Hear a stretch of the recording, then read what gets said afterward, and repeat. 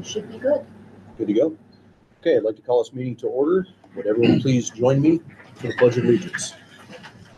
I pledge allegiance to the flag of the United States of America and to the republic for which it stands, one nation, under God, indivisible, with liberty and justice for all.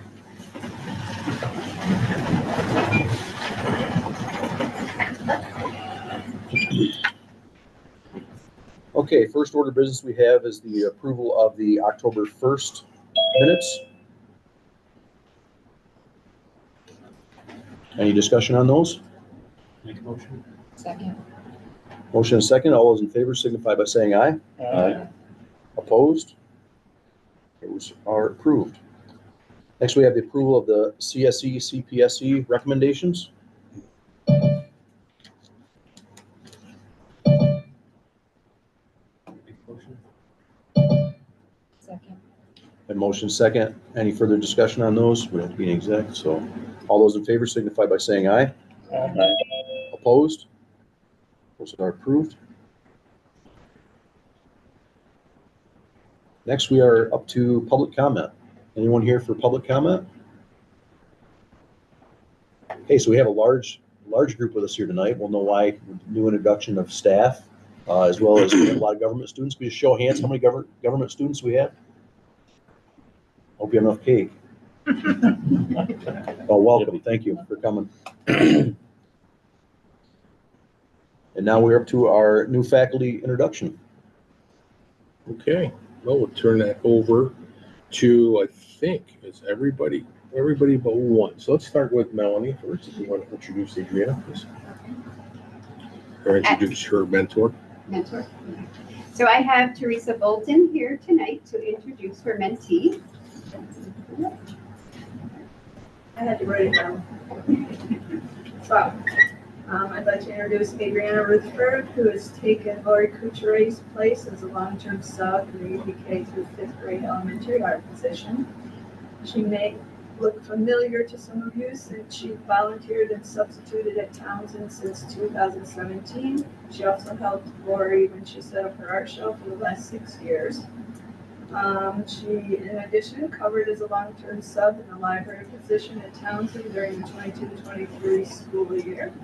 And if you've ever attended any of the Vandenberg auctions, she was co-owner of that business for over 30 years, all while working to receive a bachelor's degree in arts from SUNY Oneonta, an associate degree in business information management from Rome Community College, and now she is presently working towards completing her Master of Art Education degree from Massachusetts. She has had student teacher experience in the Huntsville Middle School as well as the Huntington K-8 school in Syracuse. On top of all that, she is one of the most hardworking people I've ever met. She stays late, as do most teachers, but she is really, really giving it her all. I know she is dedicated not only to the educational and personal growth of her students, but also to her own growth as well. Okay. Welcome. Thank you for this opportunity. I'd like to introduce Rebecca Gear. Rebecca Gear is being mentored by Jen Lamro. Jen unfortunately couldn't make it tonight, but we feel very lucky to have Rebecca join us. She teaches high school special education. She comes to us with almost 30 years of teaching experience. She worked on her craft at Cuba College and the College of St. Rose. I check in with her mentor regularly. She has very awesome things to say about you, Rebecca. So welcome to Walton. I'd also like to introduce Dan Cole. Dan is being mentored by Stephanie Rosa. Stephanie, take it away. Dan is replacing Mr. Cutting. So Dan is a 2004 graduate of Walton. He got a bachelor's in studio arts in 2008 from Potsdam. That's a strange combination for heading towards biology teacher, but after that he worked for Saputo and Kraft for a few years. He went back to SUNY Oneonta for his bachelor's of science in secondary education, specializing in biology. He subbed for 5 years, then went to got his master's from WGU in geoscience. He's been a teacher for 10 years at Unadilla Valley, Charlotte Valley, and South Portrait, and now he's here with us. He has 2 children. His wife also teaches here, and he has developed a podcasting show called the Professional Casual Network, and it kind of specializes in gaming. So we are excited to have Dan here back in Walton, where he graduated from to begin with. So, Welcome. Thank you so much. Thank you. Next item. So tonight is also the night that we recognize our Board of Education members as National Board of Education, I think it's National Board of Education Recognition Week. So once again, I would like to say thank you on behalf of the community for the volunteer work that you do on behalf of the school district, budget development, facility committee, policy committee, you name it. There's countless hours that are volunteered by all of you. Thank you for your leadership and your dedication. I personally appreciate it and appreciate the team that's around this table. I think we've done some great things and we'll continue to do some great things. So thank you for that. And before we can let them know what we have around the table for you, we have some recognition certificates. Jake Davies, first year, obviously. Buddy. Thank you. Kevin Greer, 1 year. Amon, 2 years. Thank you. Jamie Tweedy, 3 years. Thank you. Kevin Charles, 8 years. Thank you. And Brady Dutcher for 7 years service. Thank you. Thank you all. And around the table, we want to explain what we have around the table here. Yeah, so I got a note here that says our decorations were donated by the middle school wellness warriors, and that all of our maple leaves were decorated by the Townsend School art classes. So that's what we have around here, the thank yous and the arts. And if anybody has ever been to my office at Soil and Water, they can see that every year these get hung on either a door or a window over there. So I know that we do take them home and display them and usually label where they come from. So we appreciate that. There's also some nice vests here, or sweatshirts. We got any of Thank you, these, that's but from the school. thank you very much for these. Appreciate it. Thank you. Thank you. Okay, with that, we will actually take a few-minute break. We have cake here for everyone and water, so 10-minute break. So we'll probably be back 6:20-ish, everybody.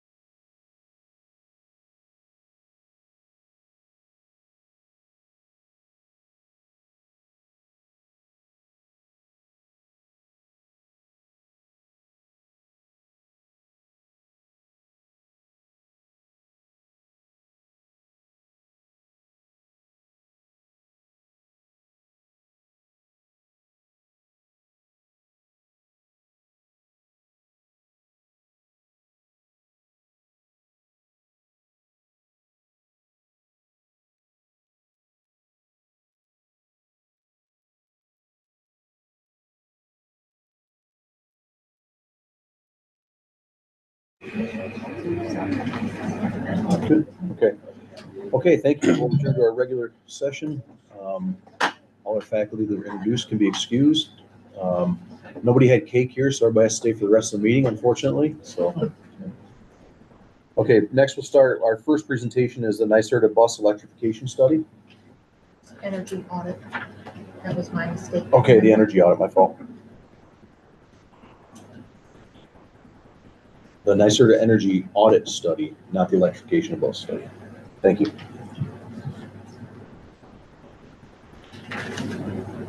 Introduce Arcadis. I believe, Scott, are you taking the lead? Yeah, I can take the lead here for Arcadis. Okay, please introduce yourselves before you begin, and then go ahead. Okay, so I'll start us off from our team. So good evening, everyone. My name is Scott Berger with Arcadis. I've been with Arcadis for about 10 years now as a project engineer and completing a number of different types of audits, commercial audits, industrial, manufacturing, agricultural, you name it. I probably had my hand in it at some point. And in terms of my role here on this project here for the Walton Central School District, I primarily supported in a project management and delivery role for the ECMs and the audit report. CL, do you want to go next?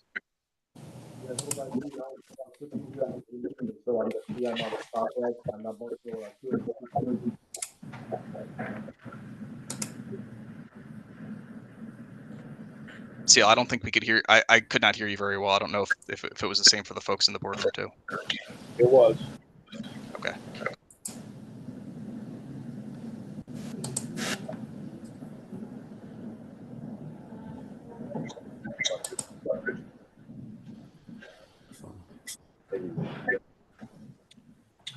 Well, maybe while CL sorts that out, I can just give a brief introduction for CL. So CL is the project manager on our side for this project, and was helping this.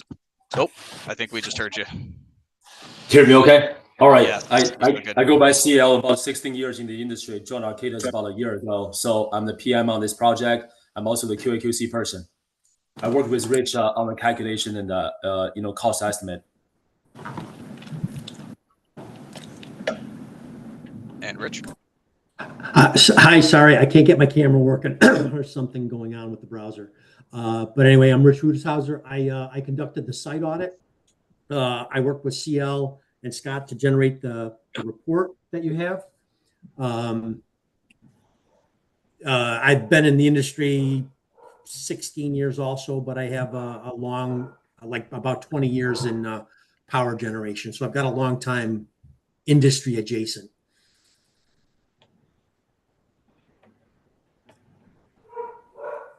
All right. Well, I think in terms of the presentation tonight, I was going to plan to share my screen here, and I apologize. I'm not very familiar with Zoom, but I'll do my best not to share the wrong thing. So just give me one sec to pull up the energy audit report here.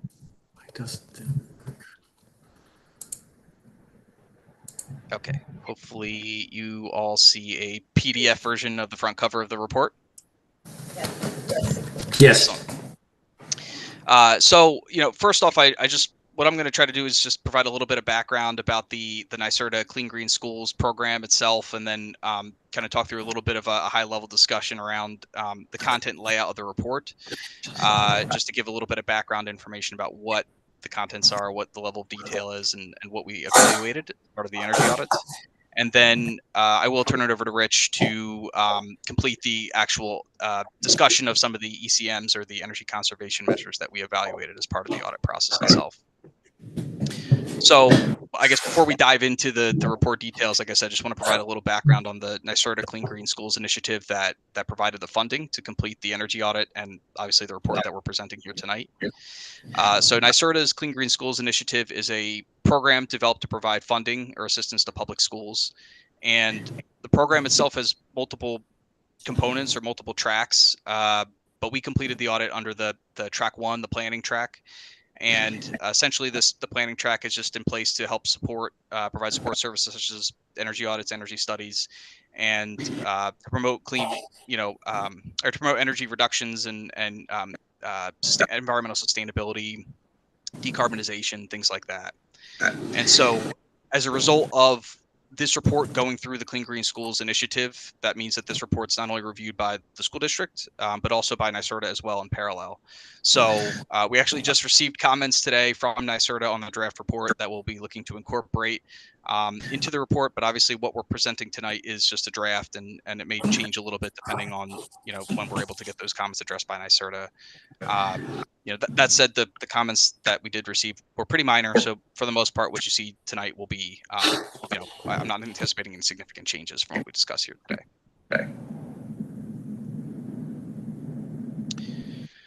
With that said, I think we can probably jump into more of the contents of the report. So like I said, I just want to start off and give a little bit of a high level overview of the contents and the information before I turn it over to Rich to discuss the ECMs. So let me just jump here. So the scope of the project included completing energy audits at 3 buildings within the school district. That's the O'Neill Junior Senior High School, Townsend Elementary School, and the bus garage. And the focus of this audit's to evaluate all of the major building equipment and building components. So that's including building envelope, heating, ventilation, air conditioning systems, lighting, both interior and exterior lighting, domestic hot water, and then miscellaneous systems, things like plug loads like computers, printers, and then compressed air systems as well, if they're applicable.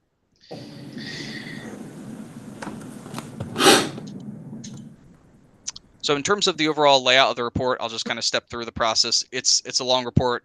You might not be able to see at the bottom of my PDF. It's like a 130-page report. So there's a lot of content here. So I just want to make sure we leave enough time for Rich to run through kind of the meat and potatoes of the audit itself.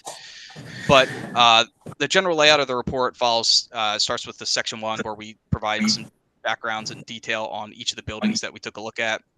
So this includes some of the basic operational and occupational data and information for each building. And that also includes detailed write-ups and analysis of the existing systems. So that includes all the heating, ventilation, air conditioning systems, controls for those systems as well.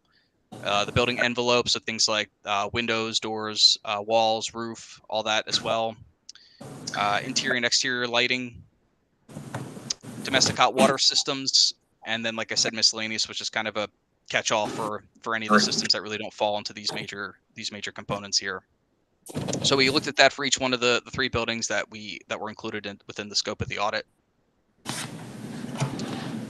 And then the second section of the report talks about the energy baseline and existing utility consumption. So this section of the report focuses on the electric and natural gas services to each of the buildings included in the audit. And a couple of the items that we looked at were just overall energy consumption for these buildings and how they compare to some of their peers, similar building types within the region within this certain region of the country. And we also looked at some of the baseline energy consumptions for the buildings as well, specifically broken out by major end user, which again is the heating and cooling equipment, ventilation, lighting, things like that. And then ultimately, for us to help frame some of the cost savings with any of these energy conservation measures, we also looked at the utility rates that each building pays for both electric and natural gas. And then the rest of the report, which is, like I said, more of the meat and potatoes, provides a little bit more discussion on the energy conservation measures that we evaluated here. And I'll leave some of that detail to Rich in a little bit. But the other items that we took a look at were things like best practices for each of the buildings. So essentially things that, some tweaks that could be done to the buildings to either have them operate a little bit more efficiently or maybe lead to better occupant comfort, for example, but there may not be energy savings associated with that.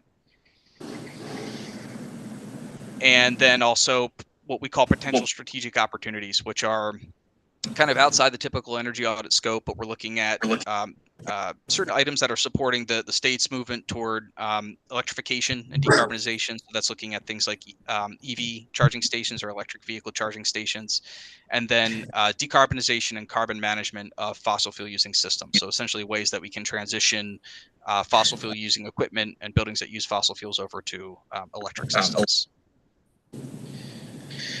So like I said, I think that's kind of a quick 2 or 3 minute rundown of the layout of the report and kind of the content that we have within here. I do encourage folks who have copies of this to take a look through at some point. just to get a little better understanding about the buildings within the school district themselves. But in terms of the details for the energy conservation measures, Rich, I'll probably turn it over to you at this point. And I think probably at the end of your discussion, Rich, I think for the most part, we'll just open it up for any questions from folks in the room. So, Rich, I can steer if you want me to kind of click around and everything like that. Yeah. Could you? Yep. Could you go to table 13?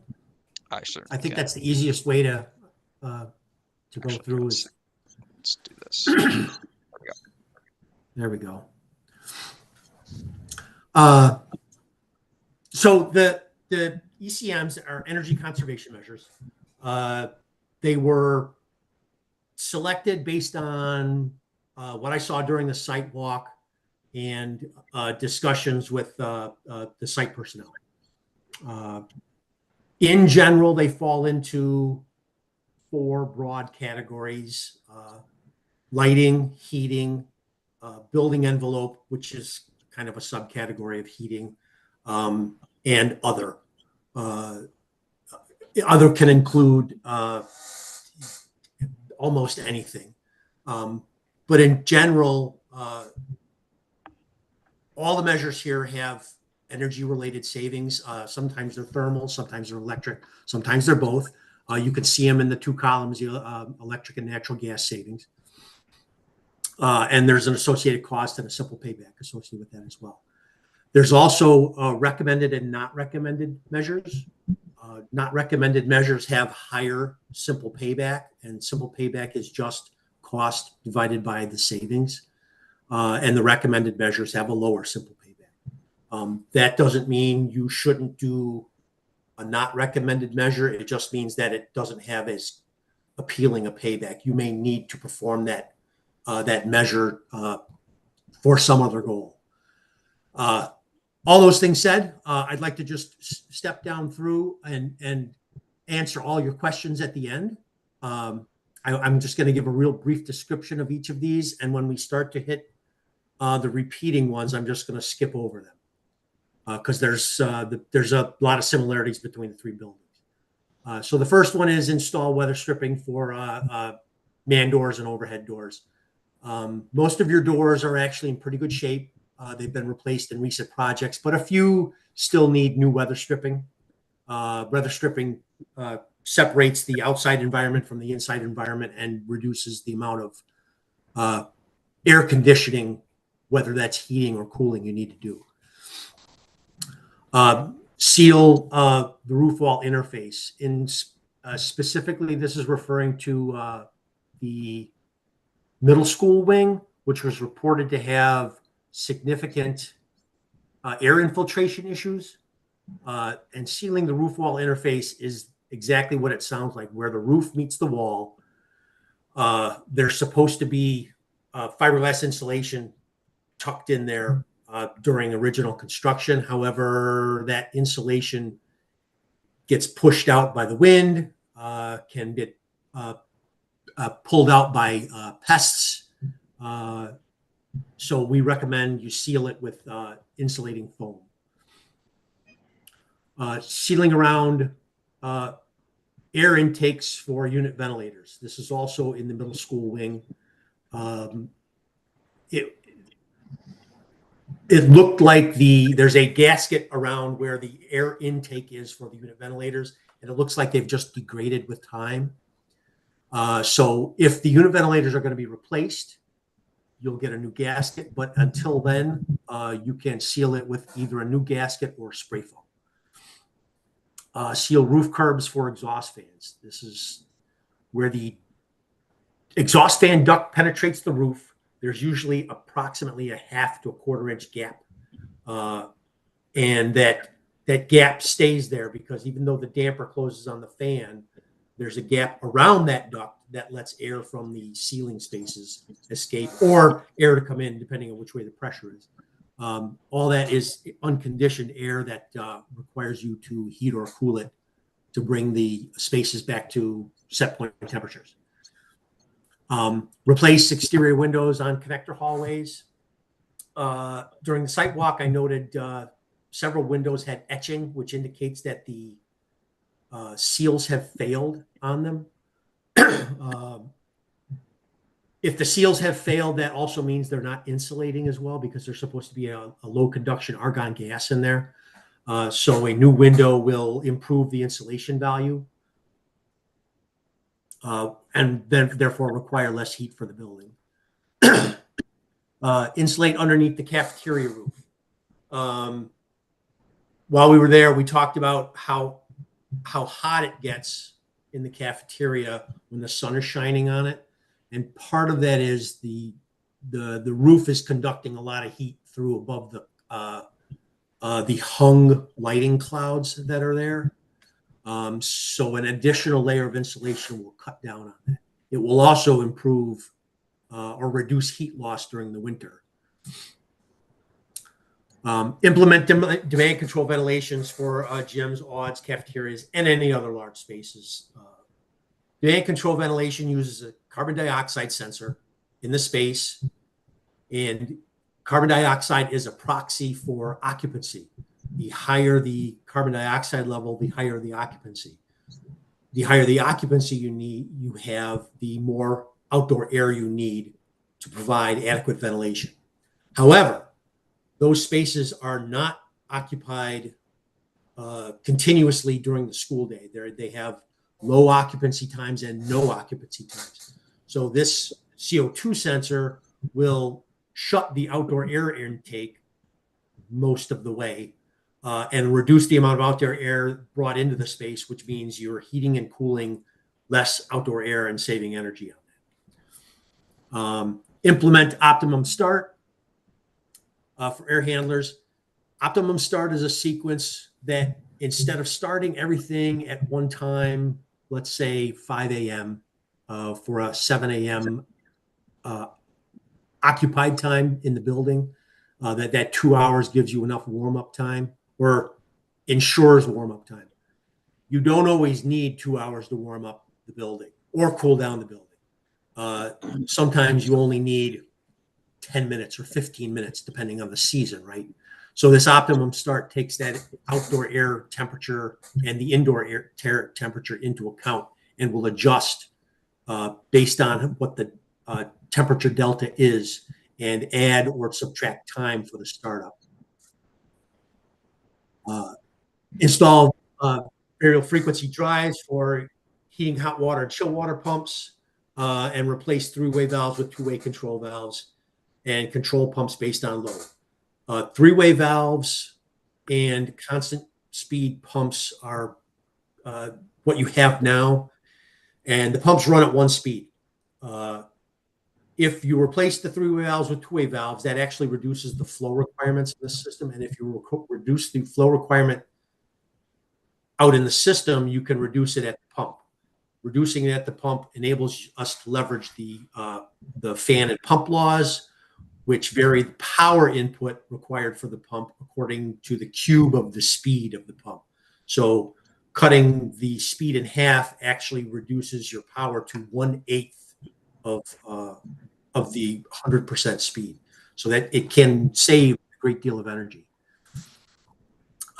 Implement parallel pumping control sequence for hot water. So now that we have VFDs or variable frequency drives on the pumps, we can also run them in parallel at that lower speed, at an even lower speed, saving even more energy. Integrate exhaust fans into the BMS at the high school.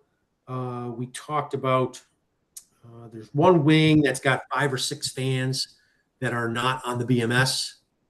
They're controlled by switches, and it was reported that before the lighting, the lights were replaced, which all now have occupancy sensors.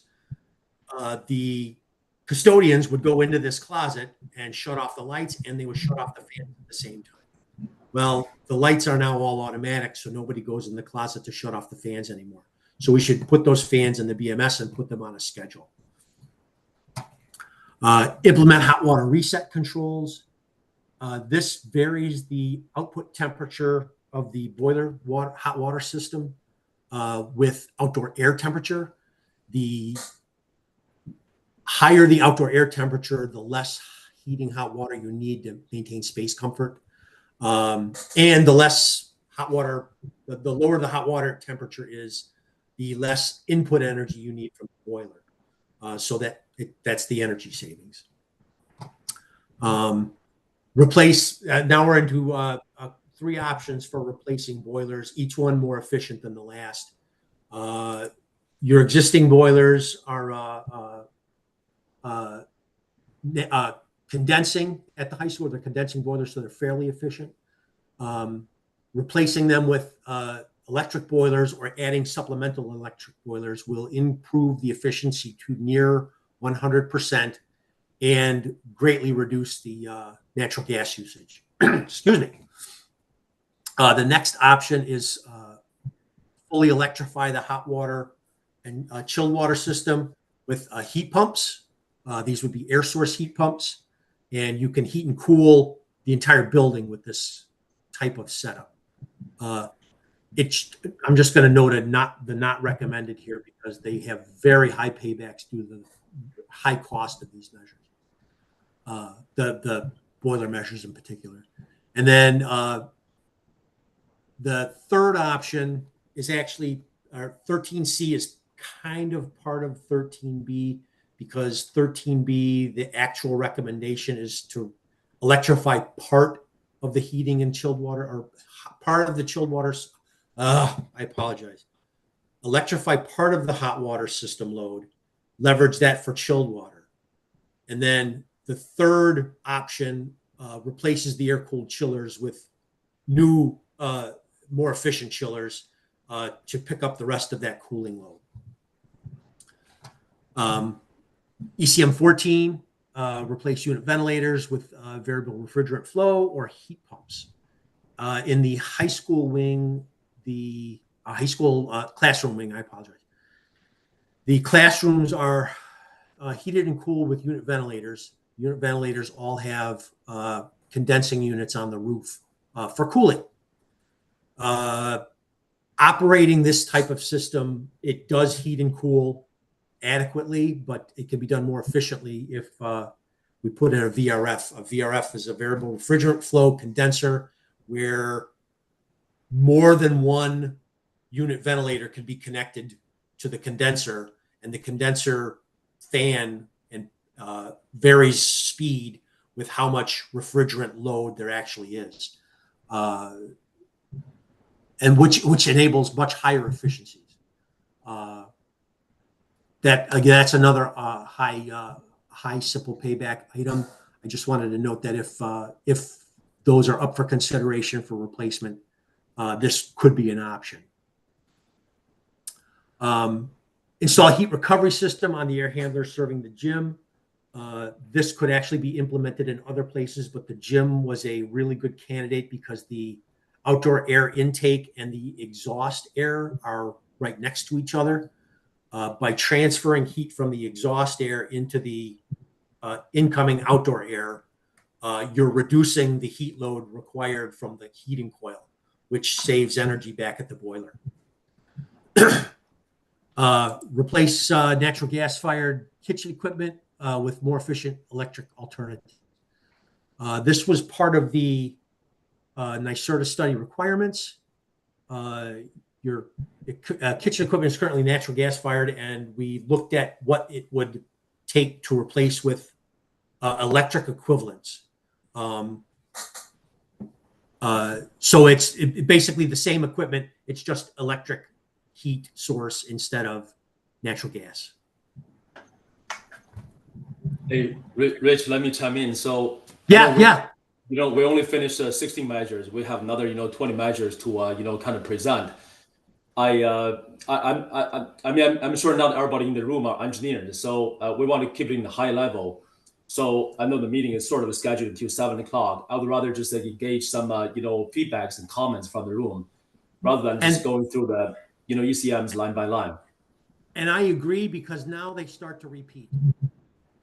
Good. So once we get to the elementary school, they start to repeat. They're very similar. Okay, gotcha. Then that finish up. So okay, so replace the water heaters with heat pump water heaters. Heat pump water heaters are just what they sound like. There's a heat pump that transfers heat from the air in the boiler room into the domestic hot water. And there's two options for that: the heat pump water heater, or just natural gas-fired condensing alternatives. Your existing boilers are not condensing. A condensing boiler is still more efficient than a regular domestic hot water boiler. And then the last high school measure is install roof-mounted PV. I selected areas over on the tech wing, and I think the cafeteria, but they could be anywhere. And it was just representative of what you could do. And we just talked about, the measures start to repeat for the elementary school. There are a few other ones, but I would rather entertain questions if anyone has any. And if you don't have questions now, you can always shoot us emails later. Maybe I'll just shoot you an email. Did you consider, when you looked at your heat pumps, did you consider anything for in-ground loops, exchanges versus air exchanges? Because we do have a lot of. We did not, but that doesn't exclude it. It's an air source heat pump is simpler and cheaper to install. Once you move to a ground well system, it's really expensive anyway, and without knowing the geology of the area, it's difficult to predict what it will cost there. That's the only reason we excluded it. If you were to actually move to a heat pump system, that should definitely be part of a study, and you would drill a test well to see what the conductivity is. Yeah, so the only reason why we kicked around the facilities is that we know we're on gravel soils that have a high water table, so the exchange is. Oh, okay. Okay.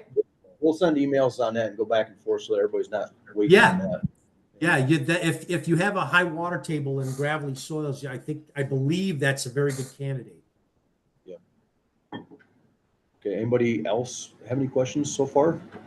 Is the recommendation based on the SPP primarily? Yes. Okay. Yes. Further up in the report, there is a table of criteria for recommended and not recommended. Scott, can you go there? It's. I think this is it here, Rich. The payback thresholds. Yeah, that's the one. That's the one. So those are the limits that we used for whether the measure was recommended or not recommended. So, for instance, the boilers are not recommended because they have greater than 30-year payback. Boiler replacements are not recommended because they're over 30 years.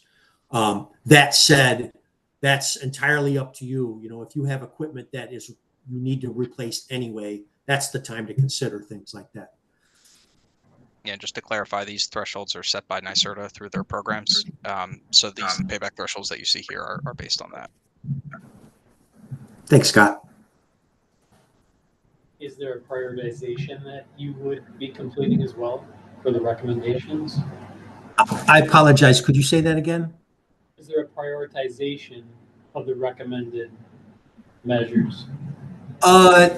No. However, we could talk to the administration and build something.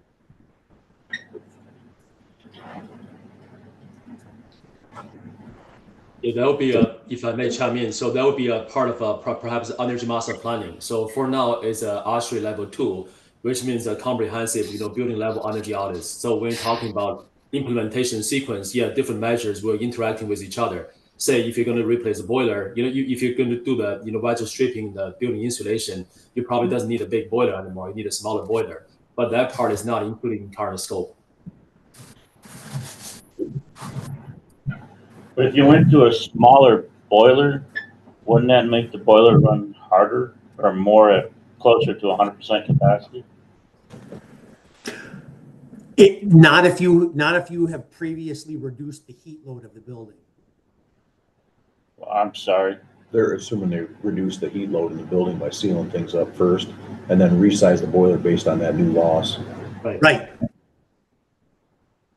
So, yes, I think you're right, but there's a methodology to do it.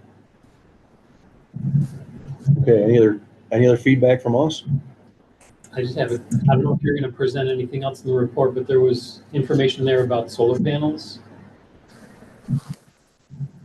Yes. Is that something you were going to speak to?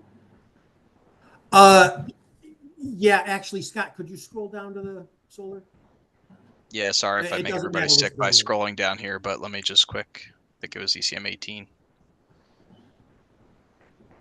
Okay.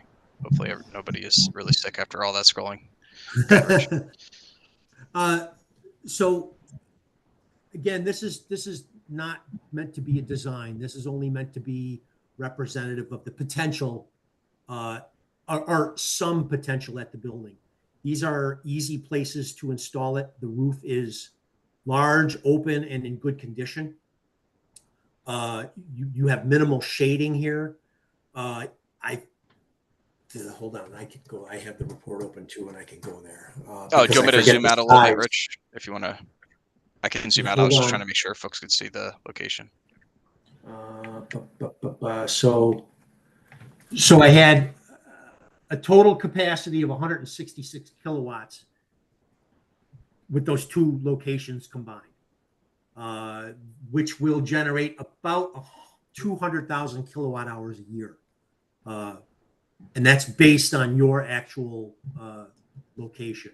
That's not someplace close. That's your building.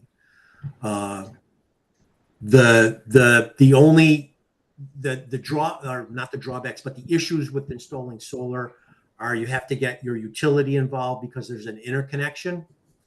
The roof needs to be studied for structural to make sure that it will hold the weight of the new panels.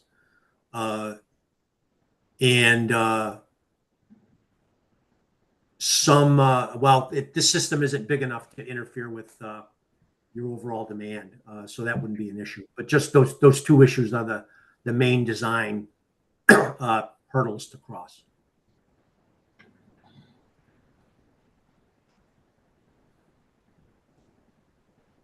They had never considered 1,000. Yeah, it's listed there. What did you say that would generate? 200 kilowatts an hour a year. 200,000 kilowatts. 200,000 kilowatt hours a year, yes.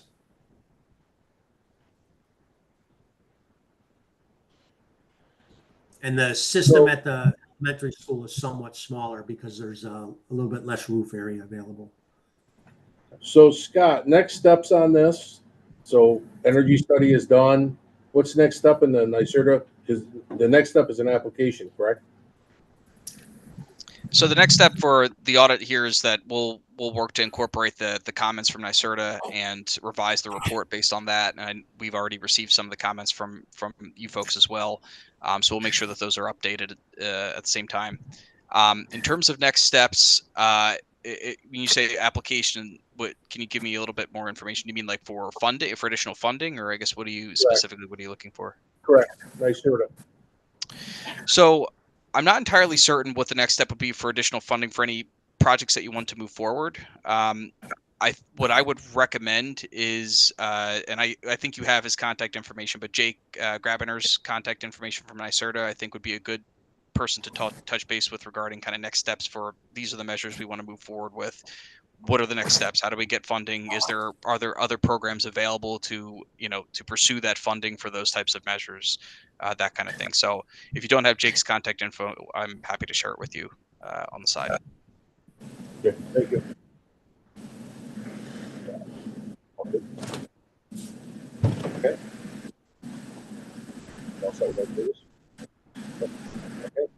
Well, thank you for the presentation tonight. We appreciate it. And if we have any questions further, we'll go through Dr. McDonald and send an email, group email, so everybody has the same contacts for you guys. Okay. Excellent. Great. Thank you. Appreciate your time tonight. Thank you. Thanks. Thank you for your time.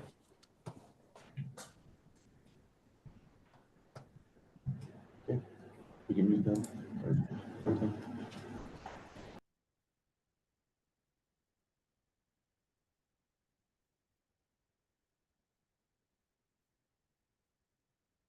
Just a reminder that we have a scheduled facilities committee meeting on October 22nd at 5 p.m. We also have scheduled a shared service committee meeting on October 23rd at 5 p.m. And we need to schedule a finance committee meeting at the end of October, early November to begin budget season preparations. Possible dates are Monday, Tuesday, Wednesday, October 28th, 29th, 30th, or maybe Monday or Thursday, November 11th or 14th. Please let Corey know. On the finance committee members, let Corey know which dates work for you. And you need a start time too. If you could. And potential start times, like if you can't be there by 6 or no earlier than 6, just let Corey know as well. Our Scholastic Achievement Ceremony will be on Wednesday, November 6th at 6 p.m. We're looking forward to celebrating their students and their families. And a reminder that the community survey has been released and we're seeking input for the desired characteristics for our superintendent position.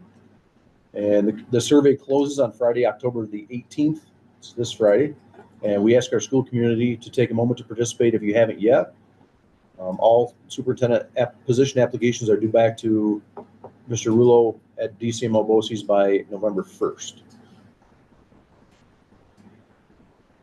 And finally, we have for discussion the opportunity for a school resource officer position inquiry. I'll let Dr. McDonald give you a little bit of background on that from our last meeting. So, we've heard actually over the years the desire in our community, our parents, for the school to getting a school resource officer for the district. So we're going down that pathway. We met. Braden was able, right after our budget, our agenda development meeting, that Sheriff DeMond actually came in district. We met on Friday, and we're moving forward with generating contract for consideration to the board at the next meeting for a January 1st start of having a SRO in the district that would be shared between the buildings within the district. So definitely an exciting step for us regarding safety and building relationships between law enforcement and our students, which is always a positive outcome. With that everything, I think. Yeah, I think it's a wonderful step. I know we've talked about it for years, and we offered it to the safety committee as a board to say, here's another tool potentially, or a set of tools, right? If you need more than one. Right now, the sheriff was confident that we could start with one and start development from there, get into budget seasons, and start looking to see if we can get one for each campus. Work into that as a process. So I think one's a good start for right now. Let's get started with that as quick as we can. And Dr. McDonald and admin are gonna look at the contracts and bring them back to us for the next meeting, because it will take a board action outside of our budget cycle to appropriate funds if that position is offered out there, and we're all good with the contract. So that'll be our next steps with that. So I think it's long overdue, and I'm glad that school is in a position with the admin and our budget where we can start entertaining this seriously and put one on board, at least one, and grade that. So board, I thank everybody for their support on that. I know everybody was unanimous on that wanted to see this in place. So parents that came to last meeting, thank you. That's why we said we wanted a letter of support. We didn't need any petitions to push us in one direction or the other. We were confident that we wanted to have this added security to our campuses. So we're moving forward with it and look forward to getting that position on board. So we'll have that work complete and have the contract for you next meeting. Any other discussion items or any discussion on any of those items we want to talk about?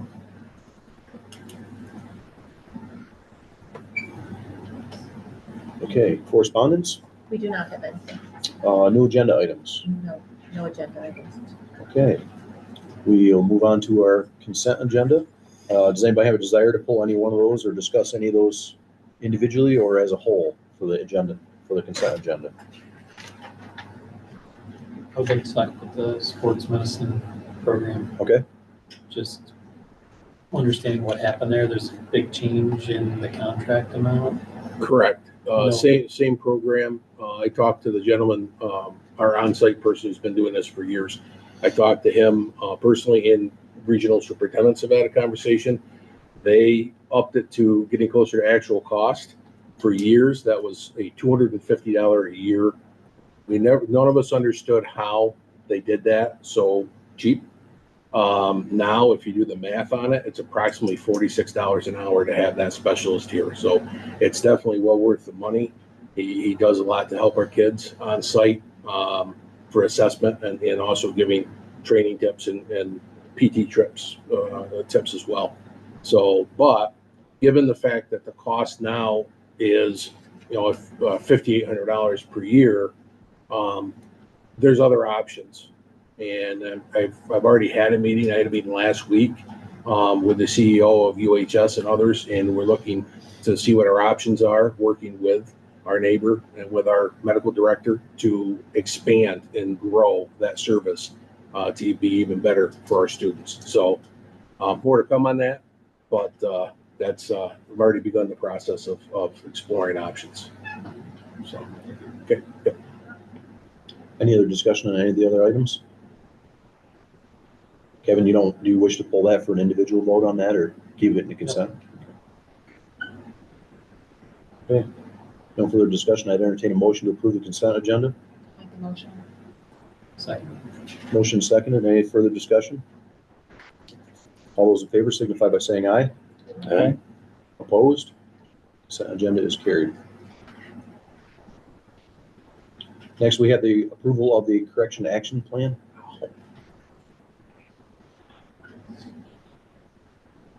Any discussion on that?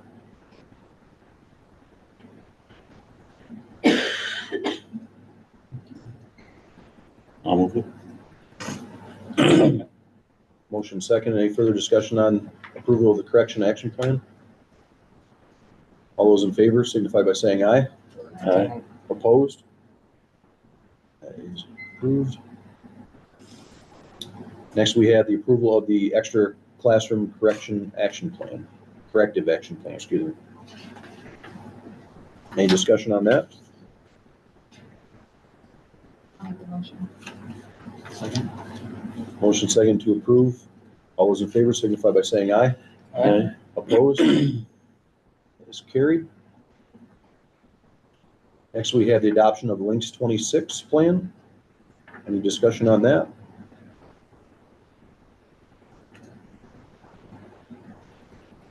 I'll move it. Second. Motion and second to adopt the Links 26 plan. All those in favor signify by saying aye. Aye. Opposed? That is carried. And finally, we have personnel appointments. I'll make the motion. Second. Motion second. Any discussion on that? All those in favor signify by saying aye. Aye. Opposed? Is approved. And finally, we are to policy updates. If you would, Mr. DeWeer, please. So as part of our annual policy review, please review the policies. 1800, donations, gifts, and grants to the district. 4200, curriculum management. 5151, homeless children. 5500, student records. 5550, student privacy. 7100, facilities planning. 7365, construction safety. And 9260, emergency employment. Take time to review those as part of our plan. Appreciate it, Kevin. And we are up to administrator's remarks. Okay. Let's start with Inspector, please. Townsend School. This month in Townsend, we had a practice evacuation drill over to the First Baptist Church. The kids and staff did wonderful. They was pretty much flawless. They went right over. They got to see the church, see where they would evacuate to. The teachers and I explained why they were there, and then they walked back to the school safely. So well done. I want to thank everybody that helped us and supported us with doing that. We also had fire prevention assembly this month. Changed it up a bit so it wasn't such a sit and get. This time we did stations around the gym where the kids were able to see the fire truck. They looked at the tools. They practiced stop, dropping, and rolling. And we also had a little obstacle course for them to learn how to get low if there was ever a fire. So added a little fun to it. The kids really enjoyed that. Coming up this month, we're going to have the Tri-City Opera come in and present the Ugly Duckling to the kids. Very nice. Thank you. Any questions for Melanie? Mr. Loomis? I'd like to highlight two things I had on my report. One is the UHS Excel program, which is essentially an internship opportunity, job shadowing opportunity that we're going to offer our juniors and seniors, where they get to go to UHS, pick a field that they want to shadow by getting just immersed in all these different areas that a hospital can offer. And then in their senior year, they pick a specialty that they want to commit their senior year to. That's an opportunity that's taken almost a year to get to where we can now offer it. We have 6 students signed up, and we're excited to see where that program grows and where those students go throughout that program. The other thing I want to highlight is our SUNY Broome College Express program, which we are kicking them off October 21st. That program is offered to all of our seniors where they are instantly admitted to SUNY Broome on the 21st. And this is just a really nice option for seniors as they start to go through their senior year. Sometimes they get caught up in the application process and don't take it too seriously. This is a nice fallback option. This is also just a nice option for folks to have on the table when they're considering staying local. Do I want to go here? I'm already admitted to Broome. And what's nice about this program is that we work with SUNY Broome now for the rest of the year with like a campus visit, financial aid education. So it's a really nice program that SUNY Broome has, and I'm excited that we're offering this to our seniors this year. I noticed you also mentioned that they host career workshops. Yeah, that's a part Which of ties them into, coming like, back careers. and us going to SUNY Broome. One other element that we should highlight on your report's full of a lot of things here. The other thing that we should highlight is the fact that Mr. Schofield's personal finance class will be working through the Real Money. That's right. Money Edition, which is through DCMO BOCES enrichment education program, but is in conjunction with City Federal. So it's another partnership coming through from our community to help our students. So, and that's great. We talk about the need for financial education all the time. So it's nice to see that being added. So I just want to highlight that. Mr. Hubert will be with us this evening. He mentions in his report, he highlights the fact, and this goes for all 3 buildings, and I've mentioned this in the past, but it's worth mentioning again, is that we have 2 different out-of-district outfits. We have DCMO BOCES, Instructional Support Services, that we're getting additional on-site days, working with our administrators and our staff on our targeted review and strategic plan goals and our action steps. So it's going to be like, I think 45 days this year that they'll be in district, working with each, depending on what the activity is, with our administrators determining that with a calendar. They've already had planning sessions and have it mapped out. And then again, mentioning that we have the Effective School Solutions and our Alyssa Andre, who is our coach of our champions, and they also were here on her and another member of the staff. Were here on Friday for our staff development day, and they did 2 more training sessions for our staff that came off of a list that the administrators requested from our teachers and our teacher leaders on what out of their catalog of options would they like to see both and would they benefit from. And we were able to provide 2 of the top 3 or 4 right on that list, I believe, which is always nice when you can provide what the staff members are telling you that they need or that they desire. So that was an effective day as well. The other item on Mr. Cooper's list, athletics wise, and we can pass this around, I'll pull it right out of here, is if you recall last year, we became a school of distinction due to our student athlete teams, all the teams becoming scholar athletes last year. And this is the award that comes with that. So any students, if there's any students here that was on an athletic team last year, varsity 23-24, congratulations. You were part of us becoming a school of distinction. I don't know when it probably happened at some point, but I don't remember it. So that's terrific. So congratulations to all of our athletes and all of our teachers and educators for that distinction. It's a very nice award. Where's that going to be housed? Which trophy? I don't know yet. Probably one of the athletic trophy cabinets over across. That would look great You there. could give that to. Yeah, that's a Mr. great Loomis. accomplishment. If you would like to take it over and let the students see what they've achieved, if they're curious on it. I have just a couple quick remarks. I have been, facilities wise, I have been working with CNS, the bus garage, as we know, is our big decision maker. We talked about this at the last meeting, I believe. So I've been working, I met with Mike from CNS, the Corona. And what I'm asking him is, they've got 2 or 3 different projects going on right now that are bus garage. And I just want to have a comparable. You know, something that's happening right now in real time and what is going on with it. So we have some kind of a comparable when we go into this initial discussion with our architects at our next facilities meeting. And he has provided me with 2 districts that are currently right now building new bus garage on a new site. So I have those, I have that detail, and I'll have that available to us at the facilities meeting. I'll probably put it up in the library just in case anybody's curious beforehand to see those couple PDFs. One is a shorter, not as wide, but a 2-story, and then the other one is very similar to our square footage and our layout. So you can see the pricing, and they even went as far as running it through estimation to put the inflationary on it, so we get an idea of what that would look like in a year or 2 in comparison for our decision making. So I'll continue to work on that. And next month, second meeting, this meeting next month, when the administrators are here, one of the presentations that will occur that next month will be the first quarterly report on the strategic planning action steps.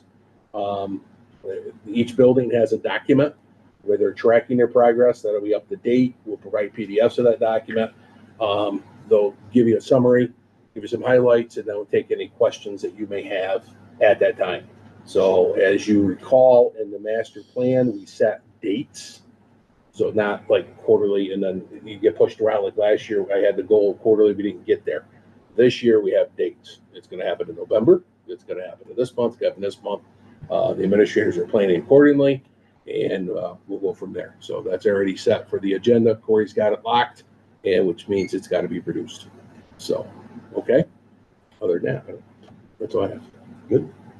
Okay. We do have the need for an executive session tonight, so I would entertain a motion to adjourn to executive session for the purpose of discussing a matter under attorney-client privilege. Second. Motion second. All those in favor signify by saying aye. Aye. Opposed? Okay. And then I believe we can do the combined return and adjourn. So would anybody make the motion to come out of exec and for the purpose solely of adjourning the meeting and then the adjournment? Second. I made that motion, so thank you for the second. All those in favor signify by saying aye. Aye. Opposed? Okay, carried. Thank you to everyone who came here tonight. Appreciate it. Please take some cake. And don't forget, all students, you have to have sign off by somebody, I believe, right? Yeah.